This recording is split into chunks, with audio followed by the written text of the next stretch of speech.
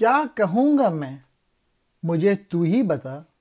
مجھ سے جب پوچھیں گے فخر انبیاء، تجھ کو یہ فرزند جو حق نے دیا، کیوں میرے آداب سے غافل رہا؟ کار آساں میں رہا تو مزمحل، بن سکا آدم نہ یہ انبار گل۔ نرم گفتار ملامت تھی ادھر، سخت شرمندہ ادھر تھا میں مگر۔ ڈال وہ پھر مجھ سے بولے اے پسر، امت خیر البشر پر ایک نظر۔ دیکھ پھر تو یہ میری ریش سفید، اور میرا لرزہ بیم و امید۔ باپ پر یہ جور نازیبا نہ کر، پیش مولا بندے کو رسوا نہ کر۔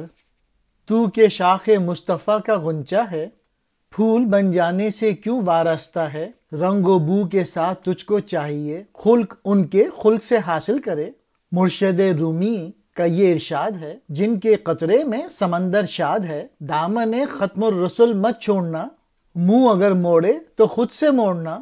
طبع مسلم ہے میاں رحم و کرم، ہاتھ ہو یا ہو زباں رحم و کرم۔ جس نے انگلی سے کیا ماہ کو دو نیم، خود ہے رحمت خلق ہے اس کا عظیم۔ راہ سے اس کی اگر بھٹکا کہیں، یہ سمجھ لے تو کہ ہم میں سے نہیں۔ بیٹا، سواری کے بغیر تیرا راستہ تو طے ہونا مشکل نظر آتا ہے۔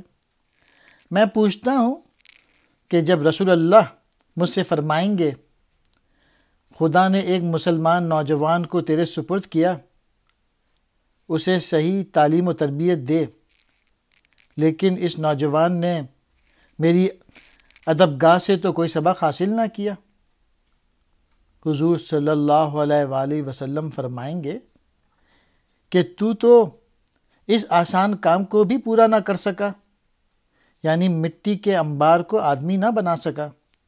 بتا میں اس وقت کیا جواب دے سکوں گا؟ والد لطف و کرم کا پیکر تھے، اگرچہ مجھے ملامت کر رہے تھے، لیکن گفتگو میں بڑی نرمی تھی۔ میں شرم کے مارے پانی پانی ہو رہا تھا اور امید و بیم کا شکار تھا۔ والد نے فرمایا،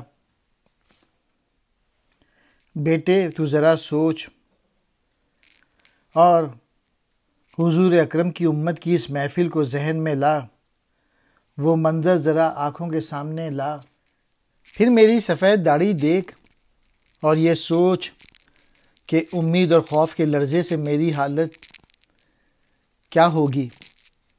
دیکھ اپنے باپ پہ یہ نازیبا ظلم نہ کر، اور غلام کے لیے آقا کے روبرو رسوائی کا سامان نہ پہنچا۔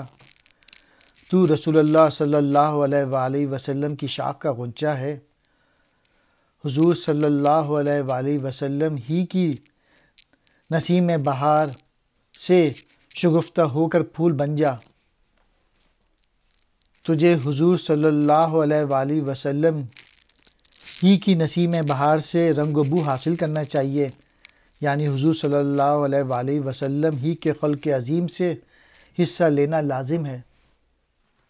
دیکھ مولانا روم کیا اچھی بات کہہ گئے، اور مولانا روم جن کے ہر قطرے میں حقائق کا سمندر سمایا ہوا ہے، فرماتے ہیں اپنی زندگی کا رشتہ ناتا رسول اللہ سے مت توڑ، اپنے علم و فن اور روش پر بھروسہ نہ کر۔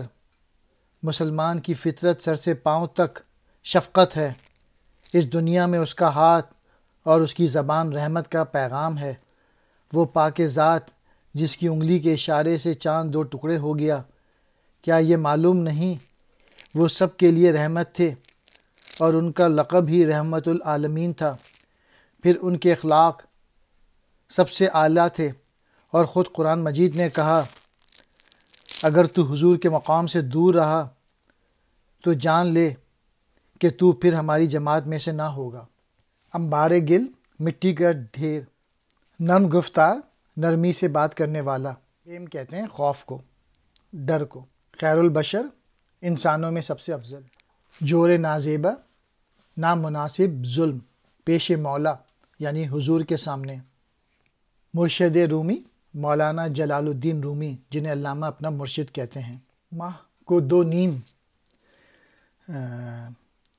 چاند کو دو ٹکڑے، حضور صلی اللہ علیہ وآلہ وسلم کے معجزے کی طرف اشارہ ہے۔